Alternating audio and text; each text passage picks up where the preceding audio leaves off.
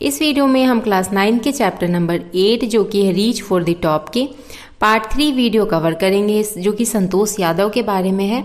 तो पिछली वीडियो में हमने यहाँ तक पढ़ लिया था कि किस तरह से वो अपने कॉलेज के एग्ज़ाम दे करके डायरेक्ट वो उत्तराकाशी में, जहाँ उन्होंने एडमिशन लिया था ना, नेहरू इंस्टीट्यूट ऑफ माउंटेनियरिंग, वहाँ चली जाती हैं अपने ट्रेनिंग के लिए। फिर वो वहाँ से अपने फादर को एक अपॉलॉजी लेटर, माफ़ी मांगते हुए लेटर लिखती हैं कि वो घर नहीं आ पाई और बिना बताए उन्होंने अपने आप को उत्तराकाशी के नेहरू इंस्टीट्यूट ऑफ माउंटेनियरिंग में एनरोल किया, वहाँ एडमिशन लिया और वहाँ बिना बताए चली गई। तो इसके लिए उन्होंने अपने पिता से माफ़ी मांगा। तो इससे आगे का भी हम पढ़ लेते हैं। Thereafter Santosh went on an expedition every year, her climbing skills matured rapidly. अब क्या हो रहा था, धीरे धीरे वो बहुत ही अच्छे से अपना क्लाइंबिंग जो था ना माउंटेन पे, वो सीखती जा रही थी और मैच्योर होती जा रही, उस चीज़ में परफेक्ट होती जा रही थी। Also she developed a remarkable resistance to cold and the altitude. साथ ही में उन्होंने ठंडी मौसम में भी अपना शरीर ऐसा ढाल लिया था कि ठंडे मौसम में या फिर हार्ड वर्क भी कर रही थी ना, तो उनके शरीर पे कोई फर्क नहीं पड़ रहा था, वो बिल्कुल फिट थी, बिल्कुल मतलब स्ट्रांग बन चुकी थी। कोल्ड वगैरह भी अपने शरीर से झेल ले रही थी, ऐसा नहीं था कि वो बीमार पड़ जा रही थी। तो धीरे धीरे उनकी जो शारीरिक क्षमता थी वो भी उन्होंने बढ़ा ली थी। Equipped with an iron will, physical endurance and an amazing mental toughness, she proved herself repeatedly. अब वो अपने इन हुनर की वजह से, अपने मेंटल टफनेस और बहुत ही अच्छा मतलब फिजिकल जो उनका मतलब चीज़ों को झेलने का जो कैपेसिटी था, इन सब की वजह से वो धीरे धीरे क्या हो रहा था कि वो अपने आप को प्रूव करती जा रही थी कि वो मतलब जो करना चाह रही थी उस चीज़ में वो अपने आप को प्रूव करती जा रही थी बार बार, अगेन एंड अगेन।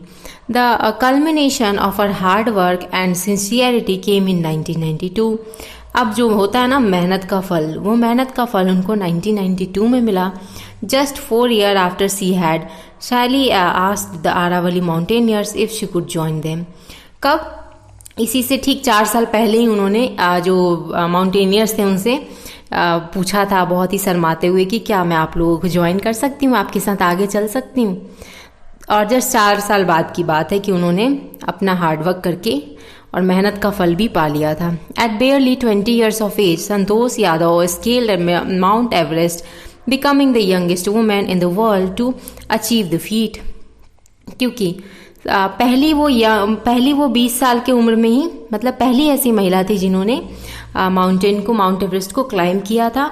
और वो सबसे वो क्या हुआ था, यंगेस्ट वुमेन बन गई थी पूरे वर्ल्ड की जिन्होंने इस अचीवमेंट को अचीव किया था, माउंट एवरेस्ट को क्लाइंब किया था, वो भी इतनी कम एज में, मात्र वो 20 के आसपास ही, मतलब कंप्लीट 20 भी नहीं। If her climbing skills, physical fitness and mental strength impressed her seniors, her concerns for others and desire to work together with them found her a special place in the hearts of fellow climbers.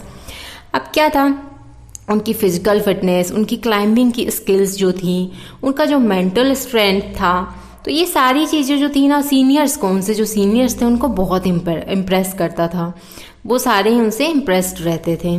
साथ ही में वो अपने साथ वालों के लिए या अपने मतलब जो भी थे ना साथ में, जो भी सीनियर हो या जूनियर हो या बराबर की हो, तो उन सब के लिए ना बहुत मतलब कंसर्न रहती थी। थोड़ा सा होता है ना कि दूसरे के लिए भी केयरिंग होना, थोड़ी चिंतित होना, दूसरे का भी ध्यान देना, तो उनका थोड़ा सा ऐसा नेचर था, बहुत ही केयरिंग टाइप की थी।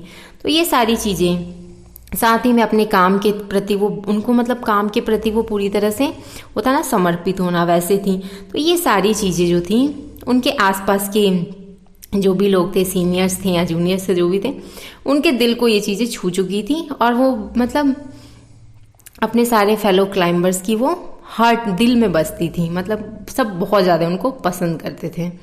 During the 1992 Everest mission, Santosh Yadav provided special care to a climber who lay dying at the South Pole. She was unfortunately unsuccessful in saving him.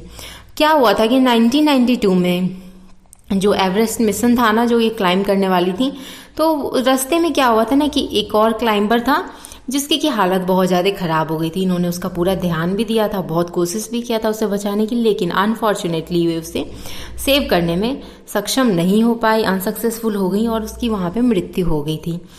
लेकिन इन्होंने अपनी तरफ से पूरी कोशिश की थी कि वो उसकी मदद कर सके, उसका ध्यान दे सके, उसको बचा सके। However she manage to save another climber, लेकिन साथ ही वहाँ पे उन्होंने एक दूसरे क्लाइंबर की जान जरूर बचाई थी जिसका नाम था Mohan Singh, who would have met with the same fate and had she not shared her oxygen with him। क्योंकि वो ये बड़ा किस्मत से उनको मिली थी एक तरह से मोहन सिंह को, क्योंकि इन्होंने अपना जो ऑक्सीजन था ना ये उनको शेयर किया था उनके साथ, तब जाकर के वो बच पाए थे। लेकिन अगर वो यहाँ नहीं मिलती, ऑक्सीजन शेयर नहीं करती, तो मोहन सिंह की भी मृत्यु हो सकती थी। Within 12 months, Santosh found herself a member of an Indo-Nepalese women's expedition that invited her to join them।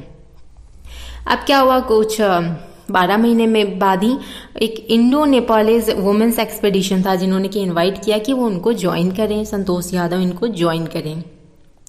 C then scaled the Everest second time. उसके बाद उन्होंने दूसरी टाइम फिर से माउंट एवरेस्ट को क्लाइम किया था, thus setting a record as the only woman to have scaled the Everest twice।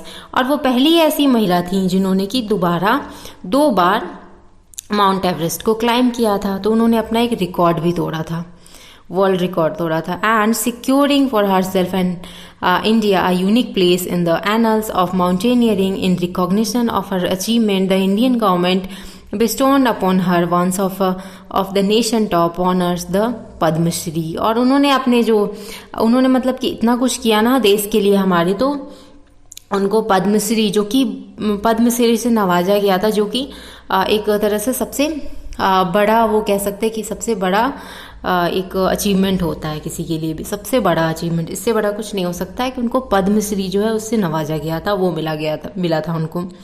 Describing her feelings, जो सबसे बड़ा अवार्ड होता है ना एक तरह से, वो पद्मश्री अवार्ड उनको, मतलब जो सबसे बड़ा अवार्ड होता है वो पद्मश्री उनको मिला था।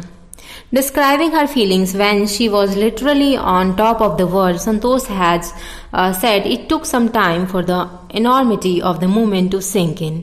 अब क्या हुआ था कि जब उनको मतलब ये सारी चीज़ें जो वर्ल्ड में उनको मतलब उन्होंने रिकॉर्ड तोड़ा था, इतनी ज़्यादा जो प्रशंसा मिली थी, ये सारा जो फीलिंग्स था ना वो मतलब वो बिलीव नहीं कर पा रही थी कि सच में ये सब उनके साथ हुआ है, कि उन्हें पद्मश्री मिला है। और मतलब ये सारी चीज़ें जो अचीवमेंट था ना, उनको थोड़ा सा समय लगा इन चीज़ों को ये समझने में कि हाँ वो सच में उनको ये सब चीज़ें मिल गई हैं। उनको यकीन ही नहीं हो रहा था, इतना ज़्यादा वो खुश हो गई थी। Then I unfurled the Indian tricolour and held it aloft on the roof of the world. The feeling is indescribable. The Indian flag was flying on top of the world. क्या होता है कि जो भी मतलब इतना बड़ा काम करते हैं ना, इतना अच्छा काम करते हैं, तो उनको क्या मिलता है कि जो इंडियन फ्लैग है ना हमारा ट्राई कलर फ्लैग, तो उसको मिलता है उसको मतलब फहराने के लिए, लगाने के लिए। तो जब वो लगाती है ना, उसको फहराती हैं, तब उनको बहुत ज़्यादा गौरवान्वित, बहुत ज़्यादा गर्व महसूस हो रहा था। It was truly a spiritual movement. ये एक तरह से बिल्कुल ही ये ऐसा मूवमेंट था ना जो कि मतलब आप खुद सोच सकते हो कि दिल खुश कर देने वाला स्पिरिचुअल मूवमेंट था। I felt proud as an Indian. उनको बहुत ज़्यादा गर्व भी महसूस हो रहा था इंडियन होने पर।